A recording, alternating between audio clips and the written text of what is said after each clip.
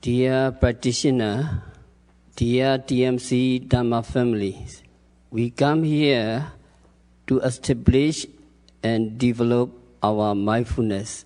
Vipassanā insight meditation was first introduced by our Lord Buddha. It is the most crucial for us to be liberated from samsara, the wrongs of suffering. When mindfulness is firmly established through the practice of Satipatthana, it serves as a powerful tool for the investigation of mind-body processes, uncovering their conditioned nature as impermanent, unsatisfactory, and unmanageable. Insight knowledge into the conditioned nature of mind-body processes, when you sufficiently develop, it will affect your mind to be disenchanted, to let go, to turn away from all things conditioned. Finally, your mind will incline and plunge into the unconditioned element called Nibbana, or unsatisfactoriness or suffering, until by the conditioned world of samsara will be ended. Once Nibbana you attained. Sato Sambhajano Vihareya. Practitioner should dwell mindfully and fully comprehending. This is the repeated instruction of our Lord Buddha. Inspire yourself by reflecting, I'm going to practice Vipassana meditation that can lead me to be free from all suffering. Take the postures that is most comfortable for you, preferably the cross-legged position. Keep your body straight. During sitting, looking is not necessary. Close your eyes. Just be relaxed. Breathe normally. Focus your mind on the abdomen. When you breathe in, the abdomen rises, and note the rising of the abdomen. Be mindful of the rising movement from the beginning to the end. Pay close attention so that you are fully aware of the movement. When you breathe out, the abdomen falls. Be mindful of the falling movement from the beginning to the end. Mentally note rising when the abdomen is rising and falling when it is falling. But if making mental notes interfere with your practice, you don't have to make them. Just be mindful of the rising and falling movement of the abdomen. If you feel either tension or pressure in the abdomen, you may concentrate on it. The emphasis is to be mindful of the movement rather than the abdomen's shape or form. Rising, falling, rising, falling. If your mind can remain on the rising and falling of the abdomen, it would be very good. But mind has a tendency to wander quite often. So when you are keeping it on the abdomen, be mindful when the mind wanders.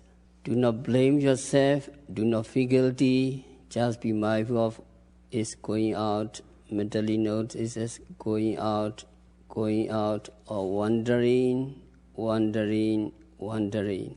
Wandering might disappear. When it disappears, go back to the movement of the abdomen. We call the movement of the abdomen the primary object or home objects because we always go back to them after paying attention to any other object that becomes prominent at the present moment. If you see something in your thoughts, be mindful of seeing. Make mental notes as seeing, seeing, until that object disappears. Then go back to your home object. If you hear something in your thoughts, be mindful of hearing. If you hear actual noise, keep your mind inside the ear. Be mindful of hearing. Make mental notes as hearing, hearing, hearing, until the noise disappears. Then go back to the home object. If you remember something from the past, be mindful of remembering. If you think of the future, be mindful of thinking of the future. Or if you make plans for the future, be mindful of making plans. When we practice Vipassana meditation, try to be in the present moment. We have to try to live in the present moment, and we have to try to be mindful of the object that is prominent at the present moment. Noting the object of the present moment is the most important, so try not to miss, be mindful of it. But if you miss it or forget to note it, and later remember that you miss it, be mindful of that missing or forgetting. Make metanosis missing or forgetting before going back to the home object. If you speculate on something, be mindful of speculating. If you're analyzing, be mindful of analyzing. If you make judgment, be mindful of making judgment. When you practice Vipassanā meditation, pay bare attention to the object as it is without adding anything of your own. It should be a simple awareness or mindfulness of the object, a simple but intense awareness. Whatever you do with mindfulness, and whatever mental state arises in your mind, be mindful of that mental state. If there are thoughts of attachment, craving or desire, be mindful of them. Do not feel guilty, but just be mindful of them or make mental of them as craving or desire. And when they disappear, go back to the home object. If you are upset or angry for any reason, be mindful of being upset or angry, or make mental as upset or angry. Or you can take the anger itself as the object of your attention. In that case, concentrate on the mental state that is anger, be mindful of it, or mentally note anger. When it disappears, return to the home object. And if you are discouraged because you cannot concentrate, make this discouragement the object of your attention. Be mindful of it or make mental as discouraged. And when it disappears, go back to the home object. Whatever you do, however the small activity may be, do it with mindfulness. For example, if you need to swallow saliva, first be mindful of the intention to swallow, or make mental notes, intention. And when you gather the saliva in your mouth, be mindful of gathering it. When you swallow it down, be mindful of swallowing, and then go back to the home object. If you want to make any movement, first be mindful of the intention to move, and then make the movement slowly, one at a time, and with mindfulness. If you have an itching sensation somewhere in the body, concentrate on the place of the itching and be mindful of it, or make the mental notes itching until it disappears. And when it disappears, go back to the home object. If itchiness does not disappear but becomes more intense, be patient with it and make mental notes of it as long as you can. But if you think you cannot bear it any longer and have to scratch, first be mindful of the intention to scratch. Then move your hands slowly and with mindfulness to the area of itching, making mental notes at stretching. When your finger touches a place, be mindful of touching. When you scratch, be mindful of scratching. And when you move your hand back to its original place, be mindful of moving.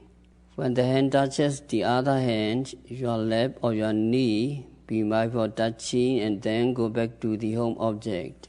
If you have pain in the body, treat it in the same way. Concentrate on the pain and be mindful of it, or make mental notes as pain. When it goes away, go back to the home object. If pain does not go away but becomes more intense, be patient with it. Try to be with it and make mental notes of it as long as you can. But if you think you cannot take it any longer, you may make changes in postures. Before making changes, be mindful of the intention to change, or make mental notes as intention. Then make the changes slowly and with mindfulness, one at a time. For example, if you want to stretch out your hand, first be mindful of the intention to stretch. Then stretch the hand slowly with mindfulness, or make mental notes as stretching. After you have made the changes, go back to the home object. There may be stiffness, numbness, heat or cold in the body.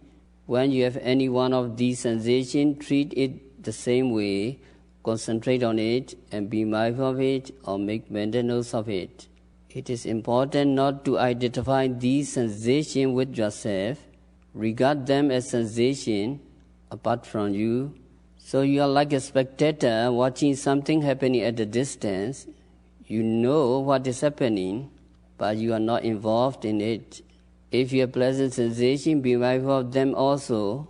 What about the sensation, whether it is pleasant or unpleasant? If it becomes prominent, you have to be mindful of it. In brief, be mindful of the object you have chosen as the home object of meditation, the rising and falling of the abdomen. Try to be with this as long as you can, but also pay attention to your thoughts, emotions, bodily sensation, noise, when they become prominent at the present moment. Let your mindfulness be precise in going concurrently with the objects. Focus on only one object at a time. Our mind cannot take two or more objects one at a time. If we try to take more than one at a time, we will become agitated and unable to concentrate. So we have to take the object that is most prominent, be mindful of it, and then let it go. If you cannot decide which is most prominent, just take any one of them, be mindful of it, and let it go. What is most important in this meditation is to be mindful of the object arising at the present moment. That object may be the home object or other objects. As long as you are mindful of it at the present moment, you are doing the right thing. You are practicing meditation. Mindfulness of other object is as meditation as mindfulness of the home object. Objects may be different at different moments, but there always should be mindfulness of this object or mindfulness of that object. And do not have expectation.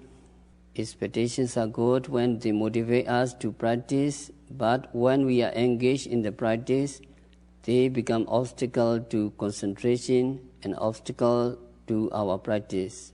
There will be many distractions during practice, but regard them as friends, not as enemies or intruders. Although they are not welcome, do not be irritated by them. Just accept them, be mindful of them, and let them go by themselves. Do not be tight in your mind. Do not have worries or anxieties about not getting results or not getting concentration. Keep your mind free from these worries and anxieties. Just watch or be mindful of the object at the present moment. Yogi should be relaxed in both body and in mind. In order to practice walking meditation, we have to change from the sitting postures to the standing postures. Every time you make a change of postures, you begin with noting your intention or desire to make the change, and go on to noting every movement closely, such as rising from the sitting postures, raising the arms, moving and stretching it. Yogi should make the change at the same time as noting the movements involved. As your body sways forward, note it. As you rise, the body becomes light and rises. Concentrating your mind on this, you should gently notice rising, rising. Yogi should behave as if he were a weak invalid. People in normal health rise easily and quickly, not so with fever invalids who do so slowly and gently. The same is the case with people suffering from backache who rise gently to prevent heart and cause pain. So also with meditating yogis. Yogis have to make their changes of postures gradually and gently. Only then will mindfulness, concentration and insight be good. So, begin with gentle and gradual movements. When rising, yogi must do so gently like an invalid, at the same time noting as rising, rising. Not only this, those the eye sees, yogi must act as if he does not see. Similarly, the ear hears, yogi must act as if he does not hear. While meditating, the yogi concern is only to note what you see, what you hear are not your concern. So whatever strange or striking things you may see or hear, you must behave as if you do not see or you do not hear them, merely noting carefully. When making bodily movements, yogi should do so gradually, as if he were a weak invalid, gently moving the arms and legs, bending or stretching them, bending down the head, bringing up. All these movements should be made gently. When rising from the sitting postures, yogi should do so gradually, noting as rising, rising. When straightening up and standing, note as standing, standing. When looking here and there, note as looking, looking, seeing, seeing. When you walk, you have to note all the steps. Yogi must be aware of all the successive movement involved, from the raising of the foot to the dropping of it. Yogi have to note each step taken. This is a manner of noting when you walk fast. It will be enough if you note thus when walking fast and walking some distance. When walking slowly, 3 movements should be noted in each step: when the foot is raised, when it is pushed forward, and when it is dropped. Begin with noting the raising and dropping movement. Yogi must be properly aware of the raising of the foot. Similarly, when the foot is dropped, you should be properly aware of the heavy falling of the foot. Yogi must walk noting as raising, dropping with each step. This noting will become easier after a moment. Then go on to noting the 3 movements: raising, pushing forward, dropping. Raising, pushing forward, dropping.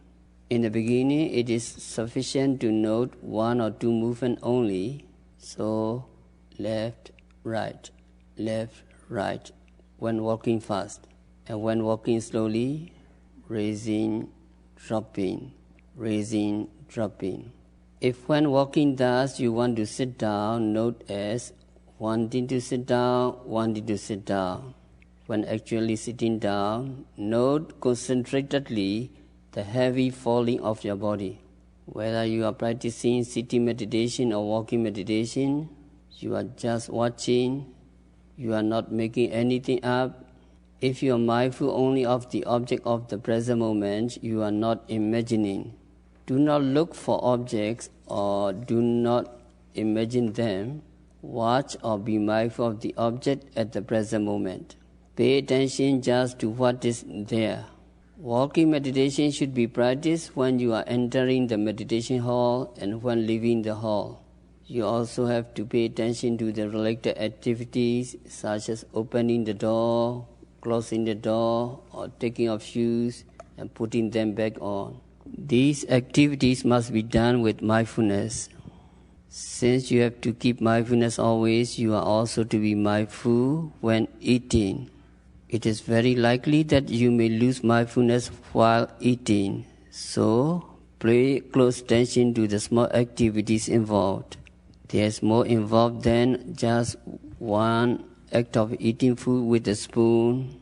There is looking at the food, getting hold of the plates, spoons and forks, putting the food on the plate, placing the food on the spoon, bringing the food to the mouth, opening the mouth, the food touching your mouth, putting the food into the mouth, chewing the food, swallowing the food, and experiencing the taste.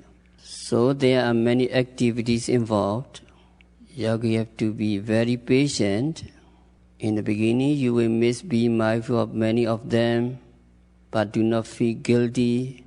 Try to be mindful of as many of these activities as you can, and with practice, you will be able to be mindful of more and more of them.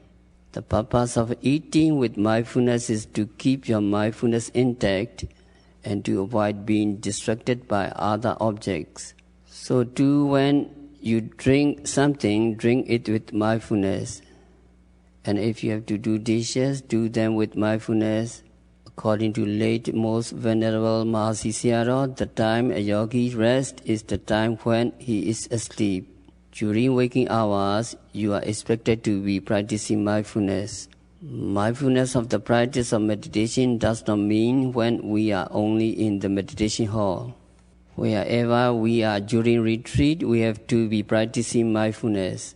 But room activities must be conducted with mindfulness. You go to bed with mindfulness and wake up with mindfulness, and practice begins with the first waking moment in the morning.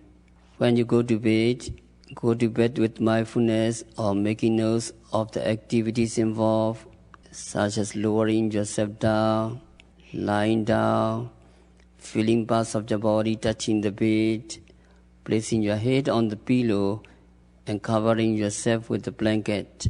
When you have done all these things mindfully and are finally settled in bed, resume watching the rising and falling of the abdomen. Let sleep come to you while you are practicing mindfulness. Do not worry that you will be unable to sleep if you making mental notes while going to bed. When you are tired and your body really needs to sleep, then you will go to sleep. But you go to sleep with mindfulness. The next morning, when you wake up, try to be mindful of the first moment of waking up, and then be mindful of getting up from the bed, going to the bathroom, and so on. During a retreat, always keep mindfulness with you, as the mindfulness will gain momentum. You develop mindfulness this way in order to gain concentration, and once you have concentration, you begin to see objects clearly. You begin to see the nature of the objects and also their arising and disappearing, coming and going. So always there should be mindfulness. In order to avoid being unmindful, do nothing that would distract or disturb you or the other yogis. Talking is a distraction, so it is important to keep noble silence, not talking unless it is absolutely necessary. Otherwise, just remain silent. It is for your own sake as well as for the other yogis. If you practice in this way, mindful of the object of the present moment, and master of whatever arises in your mind, concentration will become strong, and in time you will be able to penetrate the true nature of things. Then yogi realized real peace,